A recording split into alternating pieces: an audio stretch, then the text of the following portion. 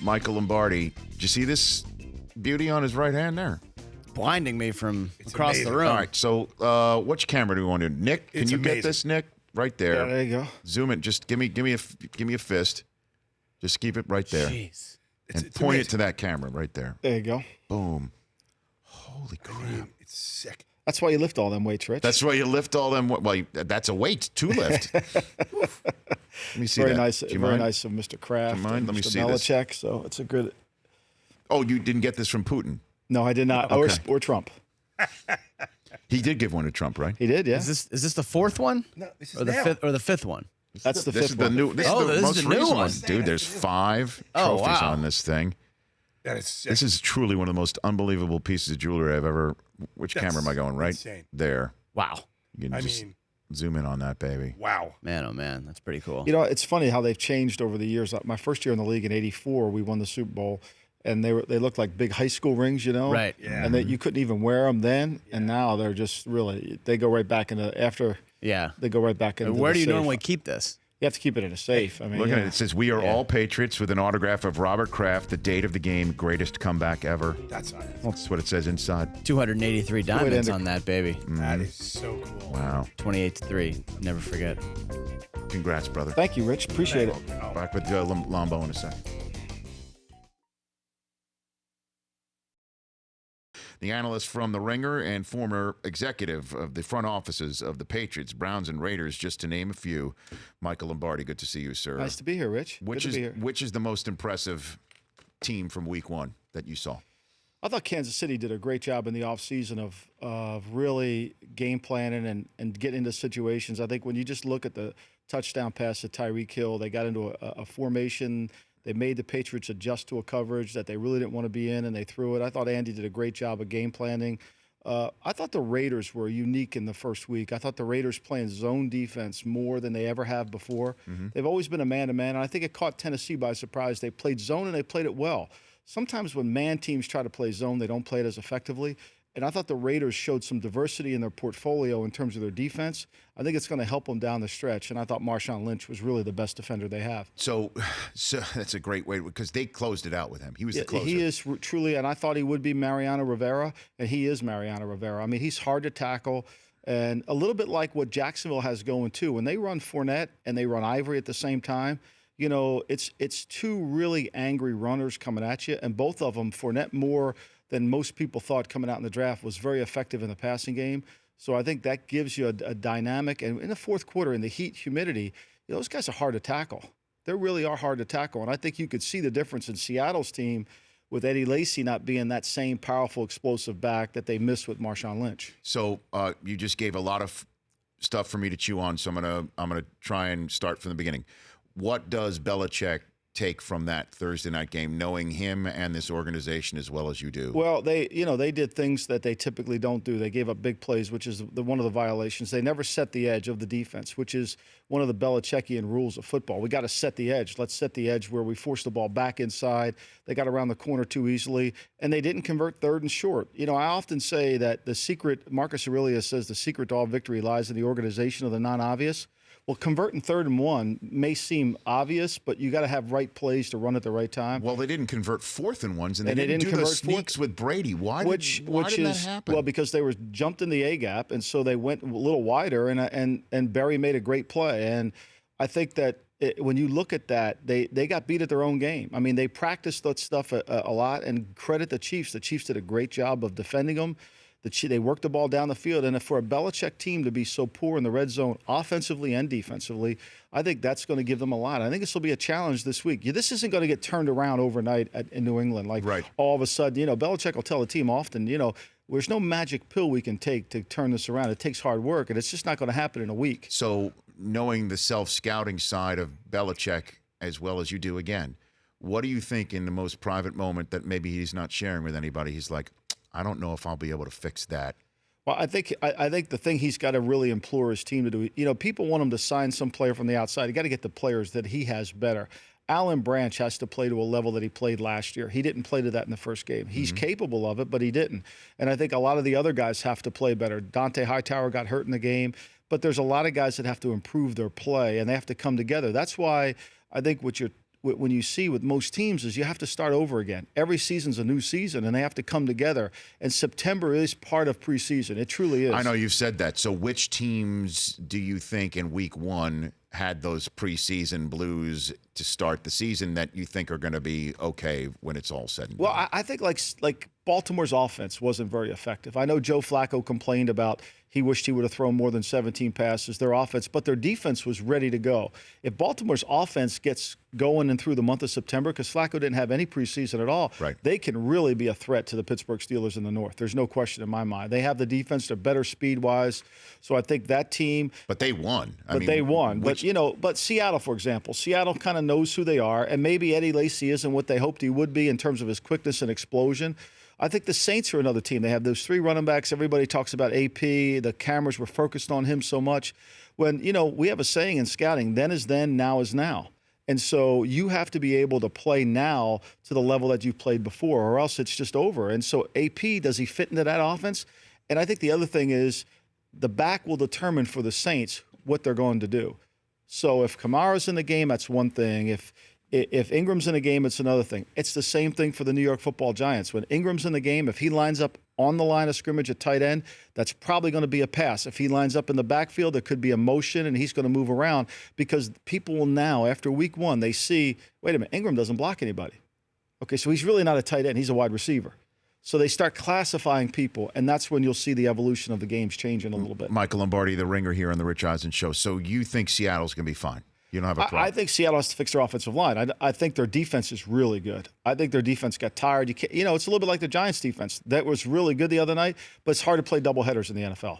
It's really hard to play a doubleheader. They played doubleheaders. Seattle because of the offense. Yeah, they're on the field all the time. They couldn't convert. You're playing doubleheaders. It's tough. You get tired, and especially in the heat and humidity. And look, let's face it, the preseason, these guys didn't play 4 quarters. So you're a little bit like you're not ready to play all the time. So you have to go out there and compete. And I think that they'll get better. I think the Giants offensively have work to do because everybody says, oh, Odell's coming back, it'll be fine.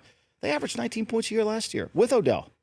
Like, why is this going to get fine? There's an inherent problem with the Giants system. So when they finally got past the 35-yard line offensively, their own 35-yard line offensively on a pass play, and they cut to Ben McAdoo, and he put a check mark at the top of his play sheet.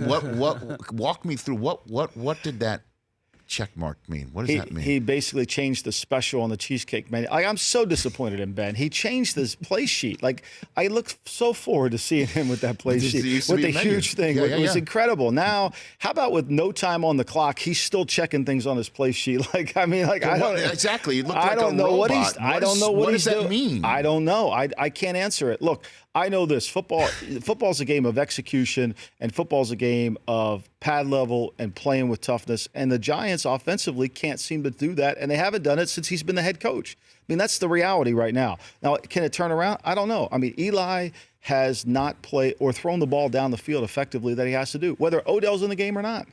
I mean, Brandon Marshall, I tweeted this the other day. Is he in the witness protection program or is he like Big Pussy? Is he in Puerto Rico? I wasn't sure where he was. Great Sopranos reference, man. I like, where is he? You guys decide. Where is he? I don't know. Like Brandon Marshall didn't look comfortable. He didn't look comfortable in the offense. He never got lined up right all the time. So it was a little difficult. So you think the Lions have a shot to go into MetLife and the MetLife opener and go 2-0 here? Kevin Clark and I just did a bunch of videos for The Ringer. They'll be up tomorrow. He's terrific, by the way. We've had him on the show. He's outstanding. Great. And so Kevin and I have this thing where we call Make the Case. And then we also have a segment called Apologies in Advance where we apologize to people that we're going to insult just a little bit. Just a little bit. And then and Detroit's one of those that I just don't buy Detroit. I thought it was a great win for them. I'm just not buying them. I think Arizona was an overrated team coming in. I thought Carson Palmer, we've talked about it on the show, was an older player that was declining last year that gave indications that perhaps he wasn't going to be the Carson Palmer of 15. And so that was a great win for Detroit, but I just don't know if Detroit has enough. I think Detroit's will have a tough time moving the ball against that New York Giants defense, and they won't play a doubleheader. The Giants defense. I want to take a 60-second break right here, come back, talk about the Colts. You said the Rams prior to the season would be a team that would be tanking for one of the Los Yeah, Angeles one of them, quarterbacks on campus here by the middle of the season. I'm wondering what you thought of the Rams first week with with Sean McVay, and so much more with Michael Lombardi. 844-204-RICH is the number to dial. We've also got Derek Fisher in studio, hour 3. Back in a minute with Lombo. On the Colts, I don't put Andrew Luck behind that offensive line at all. That said, maybe it was just week one. They were playing, to me, a triple header because of the way Scott Tolzien looked. Yeah. And so what do the Colts do? You know, Lombo? if I'm Chris Ballard, I think you have to change the culture of the organization, and it starts with rebuilding both offensive and defensive line. And this is a monumental task you're faced with. And I think Andrew Luck's health should be the first matter of importance. You can't put him back on the field unless you can protect him, and you can scheme-wise protect him. I mean, it can't be 7-step drops. I mean, they just don't have any symmetry. They have these little receivers. They need to get them the ball down the field. They really, the line can't protect. It's a little problematic what they do. And then defensively, look, the Rams played really well. I thought they did a great job game planning for Jared Goff. But that Colt defense without Vontae Davis, they just don't have enough blue-chip players to make any plays, and they couldn't that day. Are you hearing anything about Luck wanting out of Indy? I don't, look, if you know anything about Andrew Luck's mentality is I think he thinks he can cure cancer and have anything. He's going to take every challenge to the finest. I just don't think it's in his personality. I mean, everybody's going to have certain rumors, but I always go back to a person's personality and who their habits are and their trade. And I think this is a kind of kid that really believes in the old Catholic school stick-to-itiveness. Mm-hmm. And I think he truly wants to win there. And I mean, look, they've gotten paid a lot of money, and I don't know, it would probably be really difficult to even try to trade him. I think it would be fascinating if the Colts actually ended up with the first pick in the draft in this quarterback draft that Bruce was talking about, and wouldn't that be hilarious if they had that, and then they could really fix their team? Well, they could definitely. And perhaps maybe that's, the conspiracy theorist in me, maybe that's why they're playing Scott Tolzien, because I can't imagine they watch practice and think it gives them any sense of confidence that he can win games for them. Well, they can't put him out there this week against No, Arizona, I don't think they could. I think Chuck would lose the locker room at that point. I mean, at some point, the players, you got Frank Gore, who's a great player, who wants to win. He competes at everything he does, whether it's tennis or anything, and he wants to win. And the season's too early to give up on it now, so maybe Jacoby Brissett can come in there and do some things that they need to do. They're playing at home, which helps. It'll help their defense a lot. The crowd noise always has helped their defense, so that's what they're going to need. So you said before the season, because I read everything that you write on the Ringer, and we did all a the video on the videos that Ringer, you're doing as well, okay, that 3 teams that will be tanking by midseason for Rosen or Darnold.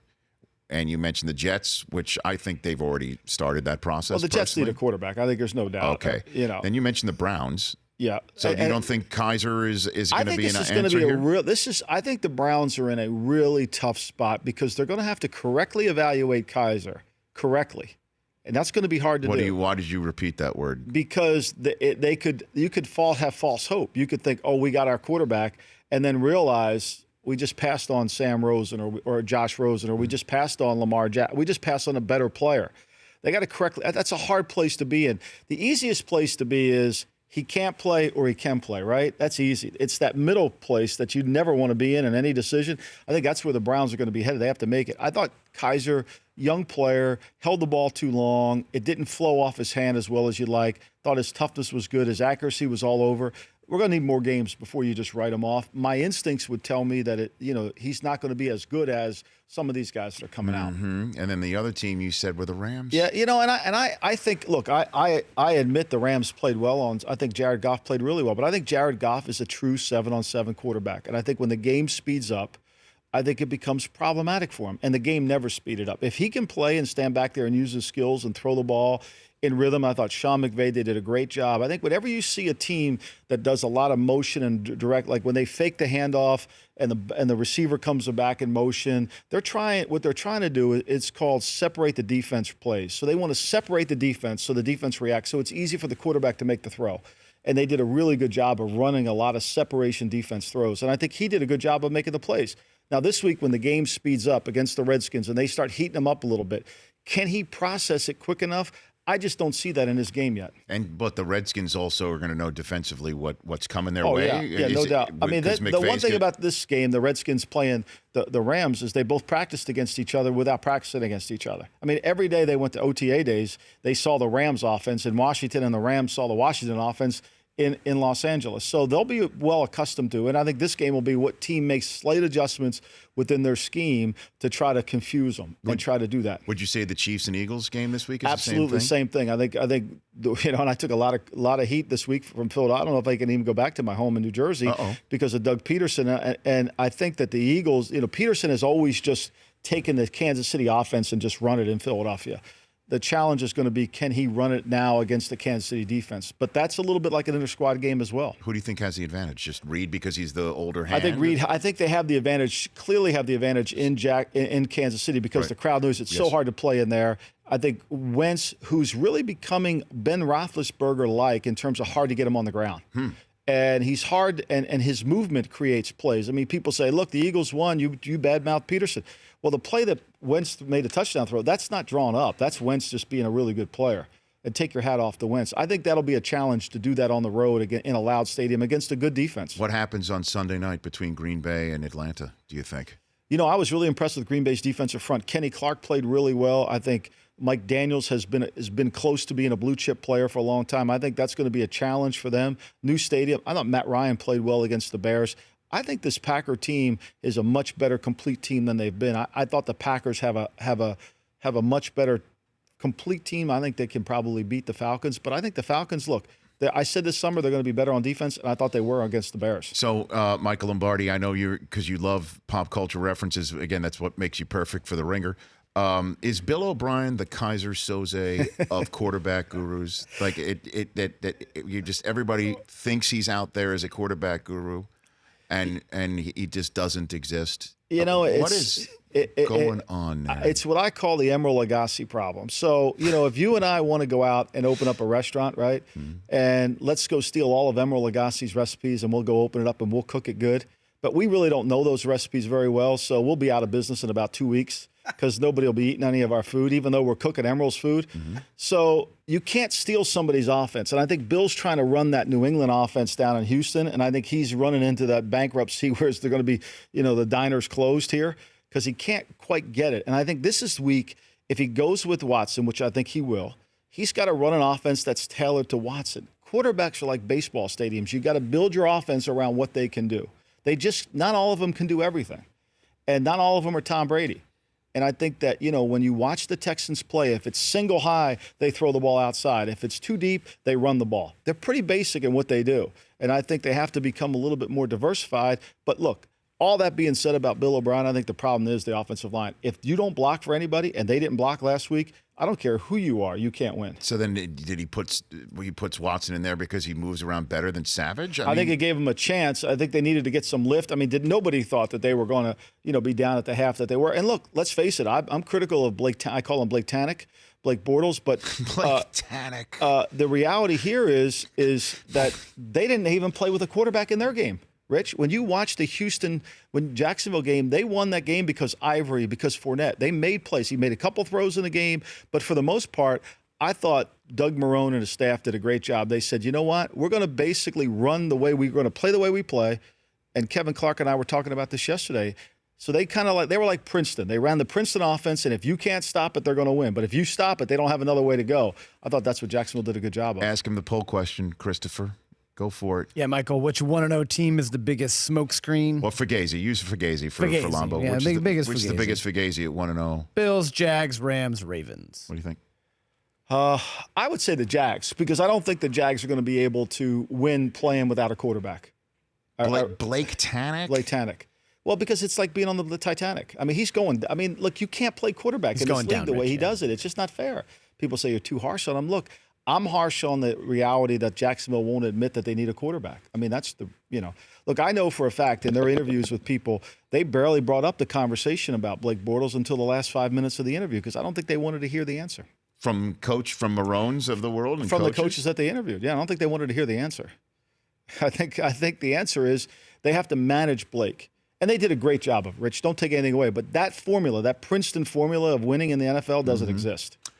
Where does that the Jaguars still leading the poll? Right? No. You influenced the vote, Rich. The Bills? Bills are at 42%. Jacksonville 27, 26 for the Rams, and only 5 for the Ravens. And just to bring it all full circle, I mean, we'll see what the Dolphins look like out here against the Chargers, who I thought acquitted themselves very well in that Monday night game, despite falling down as much as they did. The two Melvins are terrific.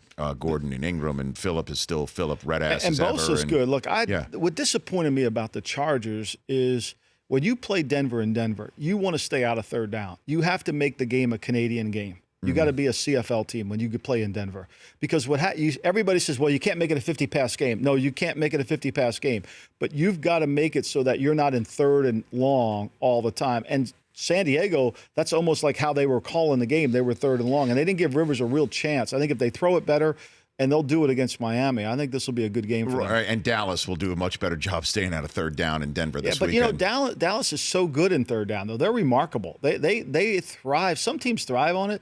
They were good last year on third down, and they can be. But you're right. You go in there with the crowd noise and Von Miller coming off the edge and those other guys, it's tough. Well, again, to bring it all full circle, you take a look at the AFC East. Patriots are going to win that regardless of how poorly they looked on Thursday night.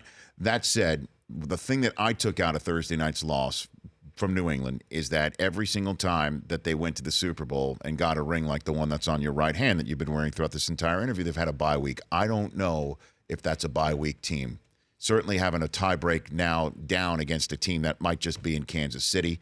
They've got the Raiders in Mexico City. Then I know that's down the line, and I know Belichick gets better and everybody does their job. I just don't know. They might have to play 4 playoff games to win another ring. And look, let's face it. We haven't talked about this, but all the older quarterbacks didn't play well this weekend. I mean, the guys that had some age on them. Tom did not play well. I think he'd be the first to tell you he didn't play well. Carson didn't play well. None of these guys played well as they got older, so maybe it's taken a little longer. We'll have to see. I would suspect Tom will play a lot better. But look, this game against New Orleans, no gimme putt now. I mean, New Orleans plays much better at home. The crowd noise is in their favor. It helps their defense. It helps their pass rush. And look, Drew Brees will move the ball on that Patriot defense. All right, Lombo. Thanks, Rich. Actually, stick around for just one more segment. I know you like talking other sports, too. We'll finish out the hour with Michael Lombardi, and then when we come back, we'll keep an eye on what's going on in Cleveland with the Indians going for their 21st consecutive baseball win, and an old gen stat that's coming your way based on that 20-game win streak as it is currently constituted. That's all coming up next here on The Rich Eisen Show. Francisco Lindor becomes just the third switch-hitting shortstop with 30 home runs in a season in Major League Baseball history. Jose Valentin did it in 2004, and the last one to do it was Jimmy Rollins for Lombo's Phillies back in 2007. That's amazing. Isn't that great for Cleveland? I mean, they're up 4-1 right now in what inning is it, guys, over there? You got that? Fourth inning, top 5, and Brad Ausmus has already been given the gate. He's out. They threw him out of the game. It looks like they're going to get their 21st consecutive win. It is unbelievable, and that brings up an old gen stat here brought to you by our friends at TrueCar. Old gen stats. Yeah, we're about the old gen stats here on the show, Lombo, not new gen stats. Okay? Yeah. And it's brought to you by TrueCar. You can find out what other people in your area paid for the same car you're looking for, and on average, save over $3,000 off MSRP. Whether you're looking for a new or used car, visit TrueCar to enjoy a more confident car buying experience. The Cleveland Indians, in the 20-game span, they've won every single game. Fifth team, just the fifth team to have a 100-plus run differential in a 20-game span in Major League Baseball history. Wow. Last team to do it, the 1939 New York Yankees. Before that, the 1938 New York Senators. Before that, the 1933, New York Yankees, 1933 Washington Senators before that. And before that, the 1904 New York Giants. That's it. But that's not your old gen stat. That is not your old gen stat. Ready for the old gen stat? I'm ready. We're going to go deeper. Let's do it. The 20-game wins... The 20-game win streak that the current Cleveland Indians had matched the entire win total for the 1899 Cleveland Spiders. Had just 20 wins. I like to see that logo. Well, actually, in terms of, we don't have the logo, but Del Tufo, I do believe we had the rallying cry that they would play in stadium back in 1899. This is a Rich Eisen Show, Old Gen Stats exclusive of the Cleveland Spiders. Go for it. I thought you said I was all right, Spider. So No, you ain't all right, Spider. You got a lot of problems. No, I thought you said you were all right, Spider. I am all right. You ain't all right, you little There you go. Anytime you can work them in, you have to try to work them in. The Spiders were not all right. Rest in peace, Spider. The Spiders were not all right. They weren't laughing at him. That's your old Jen stat here on the Rich Eisen Show. There you go. Old Jen Stats. One game you got to watch this week. What is it going to be, Lombo? If you could choose only one game on the NFL schedule. I think that'll be the interesting New Orleans-New England game because one of those teams is going to be 0-2. Incredible, right? One of those is going to be 0-2, and it's and then New England plays Thursday night against Houston. So I think that'll be a great game. I think Green Bay, Atlanta. I think look, this weekend is great about adjustments and figuring out what your team is, and you'll see the coaches shine and see which of these guys make it. I think Philly, Kansas City will be a fun game to watch. Yeah, and then the 0-1 versus 0-1 is Texans versus Cincinnati as well tomorrow night. Yeah, I mean, since he's in a tough spot, since he's my man Andy Dalton, the 2020 quarterback, he's going to have to figure out how to not throw the interception again. And J.J. Watt's coming to town. Thank you, Lombo. Thank you, Rich. We'll see you next Wednesday. Great. Check out Lombo on theringer.com and on Twitter at @MLombardi. NFL. Very good. The Rich Eisen Show. Weekdays at noon Eastern on radio stations across the country and audience. If you like that video, be sure to download our app. Don't have any memory on your phone? Let's start to delete some of those slow-mo videos you have. And you know which ones I'm talking about.